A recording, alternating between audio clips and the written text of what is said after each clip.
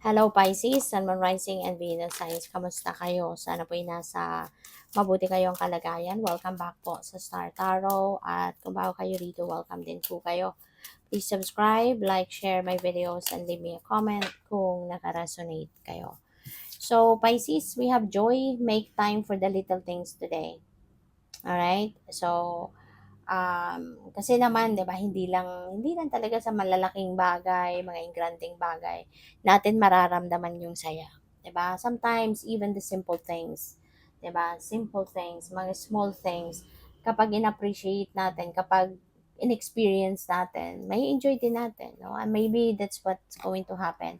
Sorry po, sa inyo around this time. You will learn to appreciate, no, even those small things. So, we have weed, don't tolerate less than you deserve. Parang kailangan dito ng boundaries, parang boundaries ito na wag mong tanggapin kung hindi mo deserve, wag mo tanggapin, 'di ba? Wag mong kunin kung hindi mo deserve 'yan. Wag mong hayaan na, 'di ba, apak-apakan ka ng ibang tao, yung mga ganon. So we have present, a journey into the garden to escape two eternities, the past and the future. Okay? So, be in the present moment. Okay? Kasi yung tapos na, wala tayong magagawa dyan, di ba? It's done. It's over. It's in the past. No? Kaya, wag na nating, ano yan, wag na nating pagtuunan ng pansin. Wag na nating bigyan ng halaga. Kasi, tapos na yun. Hindi na natin may babalik yun. Wala na tayong magagawa sa bagay na yun kasi it's done. Doon naman sa future, lalong wala din tayong control sa bagay na yan. Kaya we'd rather focus on kung ano ang meron sa ngayon. Kung ano ang meron tayo ngayon, ano ang nandiyan dyan, doon tayo mag-focus. Kasi dyan ang meron tayong control. Diba? Yung ganon. So, good luck. So, tignan natin kung ano pa ang ganap dito for Pisces. And by the way, maraming salamat for subscribing. And if you haven't subscribed yet, subscribe na kayo. And also, maraming salamat din for not skipping the ads kasi malaking bagay yan sa akin. Thank you. So, tignan natin ano mga mensahe niyo, naguunahan sila. So, your energies are very chatty at this time.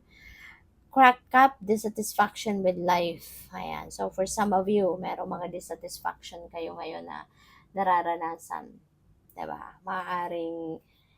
Maaaring may mga ine-expect kayo na hindi nangyari. May mga bagay kayo na pinag-e-effortan pero hindi nagka-come to fruition, na hindi nangyayari. Kaya yon.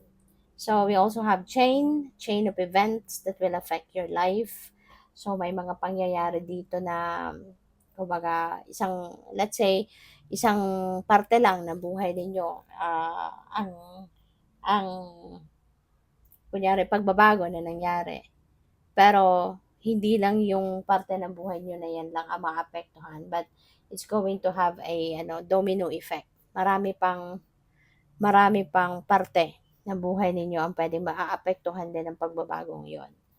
So, we have mice, discord among friends or family. So, meron dito siguro nagkaaway, mayroon kayong hindi pagkakaintindihan with another person, with a friend or friends or family members. So, meron ditong discussion siguro. Merong hindi na pagkakasunduan. So, and that could be this problem, no, na kailangang i-resolve. Diba? Maaring ito yon. May hindi kayo na pagkakasunduan, kaya maaring yun ang magiging problema. Diba? Kung ano man ito. So, anyways, diba? Ang ganda nito. Money or property through an inheritance, winning or windfall ang paparating. Pwedeng ang pag-aawayan ninyo ito eh. 'Di ba? Pwedeng yung pag-aawayan ninyo ng pamilya or ng mga kaibigan mo is this money. Pwedeng ito magiging dahilan, no? So depende sa inyong sitwasyon. But yes, there is a money na pwedeng dumating. Pwede rin na property na maaring malaki ang face value nito. Maaring yun ang ipapamana sa iyo ng kung sino man, or maaring mananalo ka sa mga game of chance, or pwedeng merong windfall of money. May biglang dadating, no, na pera sa iyo. We have secret admirer. Wow. So, maaring ngayon, baka hindi na to maging secret. Baka madidiscover mo na to kung sino to. Papansin mo na na, kaya pala. Kaya pala ganito ka, ganon sa akin. Kasi yung pala, secret admirer mo siya. So, we have lightning, control your anger or you will be sorry. Totoo naman. 'Di ba? You will be sorry. Alam mo kung bakit. 'Di ba kapag nagagalit tayo, minsan, hindi mapigilan, ano, nagkakaroon ng outburst.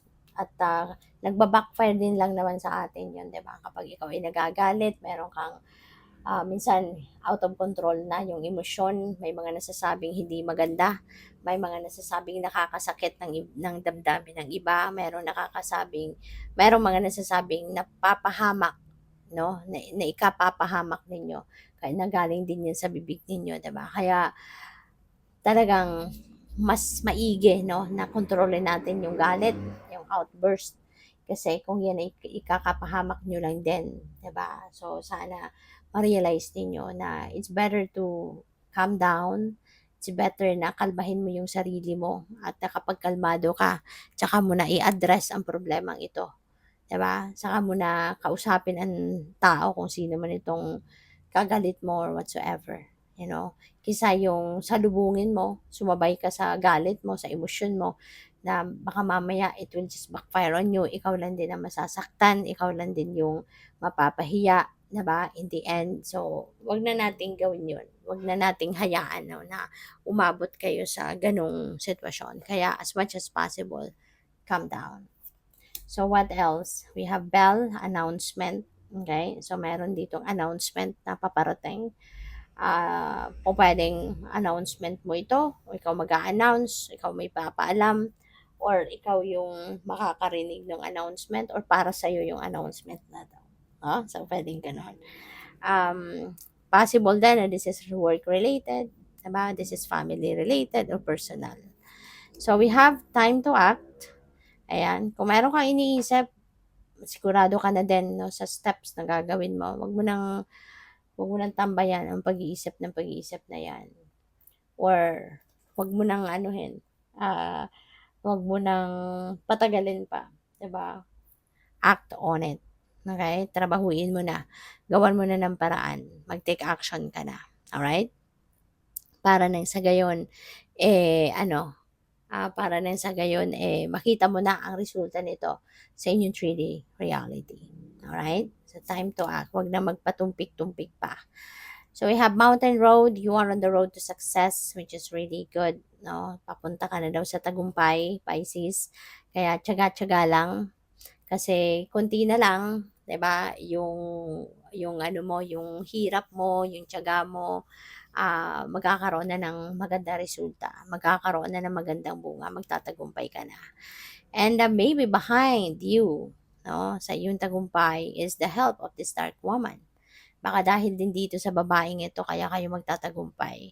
Baka ito yung babaeng ito yung sumusuporta sa'yo sa tagumpay na to.